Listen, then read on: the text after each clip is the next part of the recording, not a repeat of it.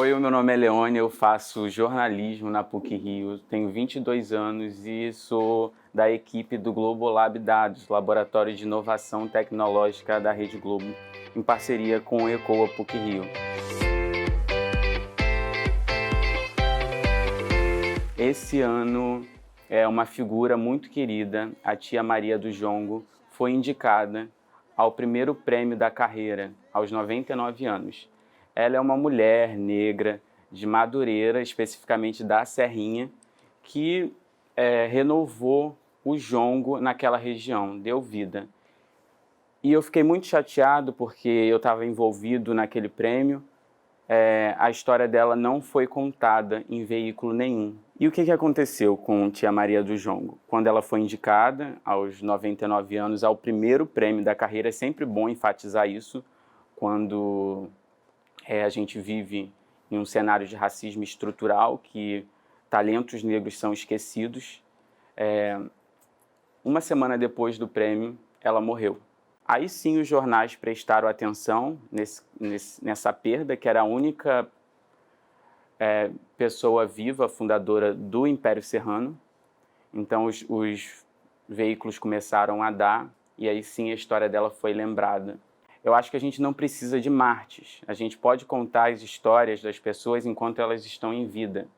E foi daí que eu fiquei muito incomodado com aquela situação e pensei, eu preciso fazer um jornalismo com os olhos mais abertos e atento à realidade brasileira, igual quando a Mangueira diz naquele samba, né? A história que a história não conta. Então, esse é o meu propósito na minha carreira de jornalismo, é contar a história que a história não conta.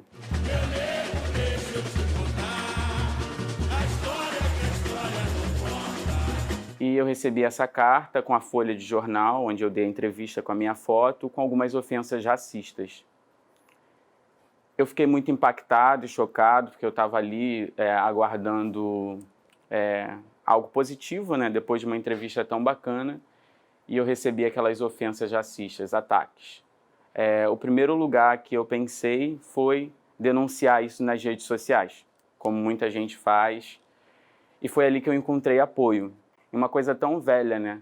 Que foi uma carta tão velha quanto o racismo na nossa sociedade. Fiz um post bem curto, objetivo, lancei uma tag, a carta estava assinada, #Ronaldo Racista, e eu consegui movimentar a rede. O post teve 3.000 curtidas, mais de 1.000 compartilhamentos e vários comentários de apoio e de indignação.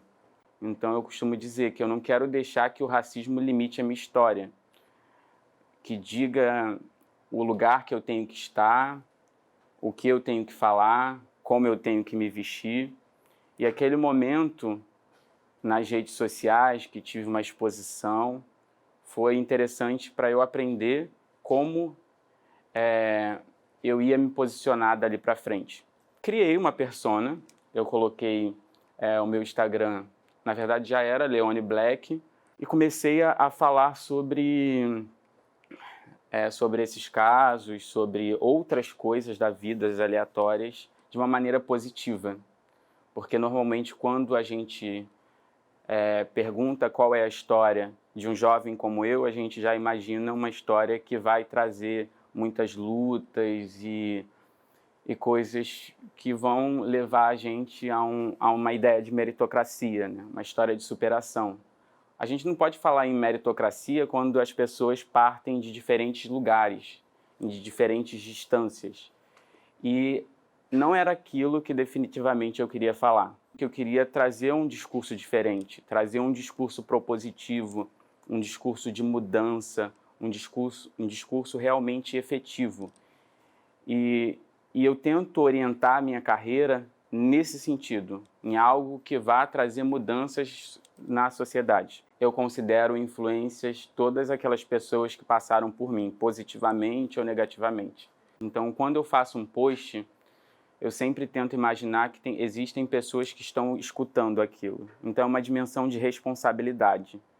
Se eu me propus a estar ali naquela rede social, eu não fico imaginando que aquilo ali é um mundo sem lei, sem ordem, que as pessoas podem fazer o que elas querem. Não, eu tenho uma responsabilidade de entender que aquela minha frase, aquela minha foto vai impactar a vida das outras pessoas.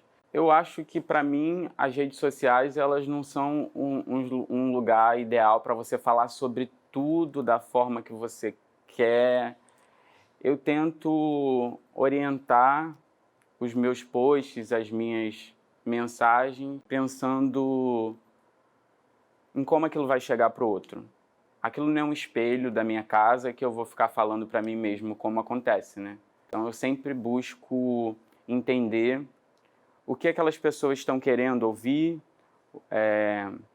o que aquelas pessoas estão precisando ouvir de alguma maneira.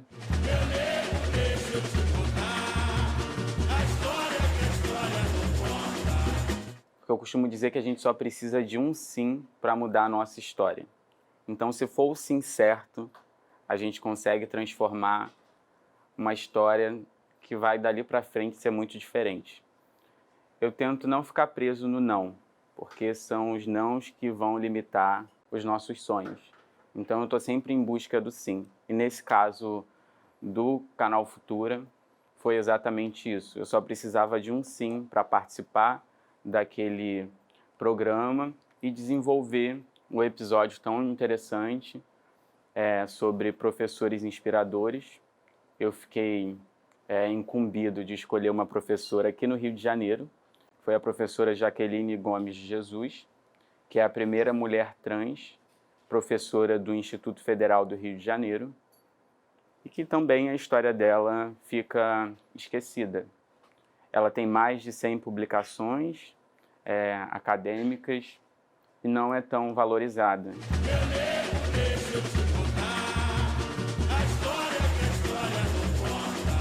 Eu imagino muito o corpo como um agente político, não político partidário, mas político de fazer mudanças e de estar pautando discussões na sociedade. Então, se eu for falar sobre cabelo, vai ser nesse sentido. Para mim, isso é mais uma vez uma tentativa de limitar a minha história. E é isso que o racismo estrutural tenta fazer com as pessoas, né? Colocarem elas em um determinado lugar, fazendo com que elas não consigam ter múltiplas narrativas. Então a gente vai tentar achar que todas as pessoas negras têm histórias tristes para contar, ou então que aquele seu único líder negro da empresa vai saber falar só sobre questões raciais.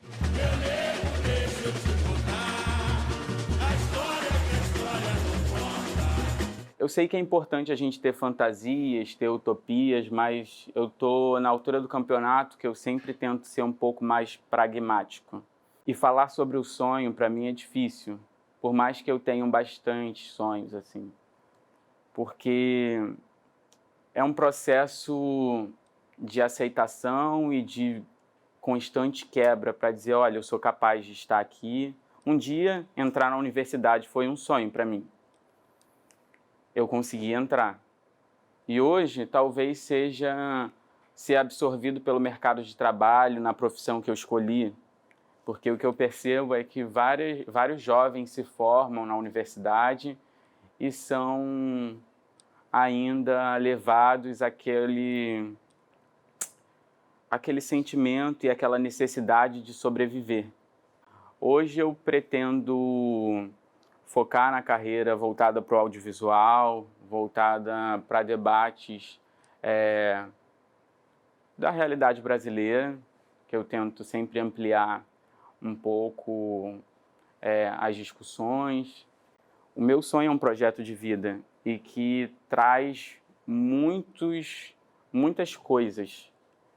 Eu acho que se eu for falar para você qual é o meu sonho hoje, eu diria que é ter um projeto de vida que vai me trazer um sucesso pessoal, sabe? Então, às vezes, você sai de uma realidade tão difícil, com tantos marcadores de desigualdade. Em algum momento, você precisa quebrar aquilo para construir uma nova história, porque senão se repete.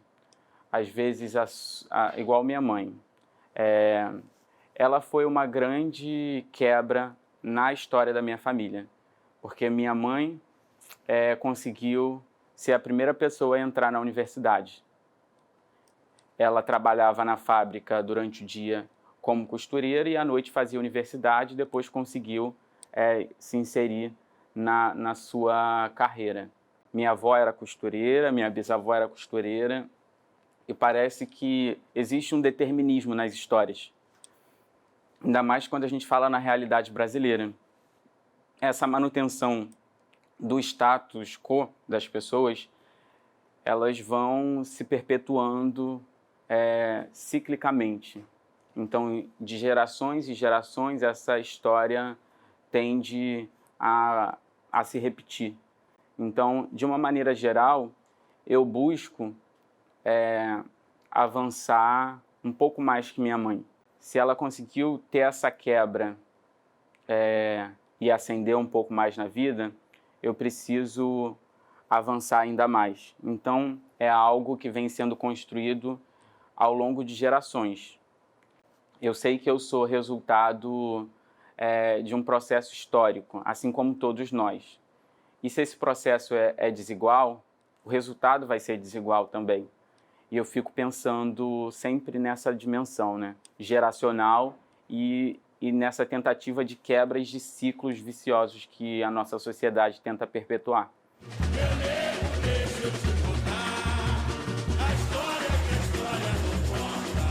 Eu estou comemorando muito porque eu fui indicado ao Prêmio ANF de Jornalismo em 2 categorias, Educação e Segurança Pública e Direitos Humanos, com 2 matérias que eu fiz para o ambiente online, tá aí as redes sociais trazendo novas possibilidades.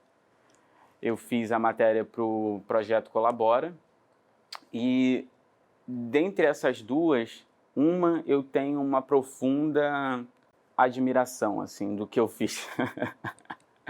Eu fiz uma matéria chamada Exu nas Escolas, que conta a história de um CIEP na Baixada Fluminense que atende à Lei 10.639 de ensino de História e Cultura Afro-Brasileira nas salas de aula.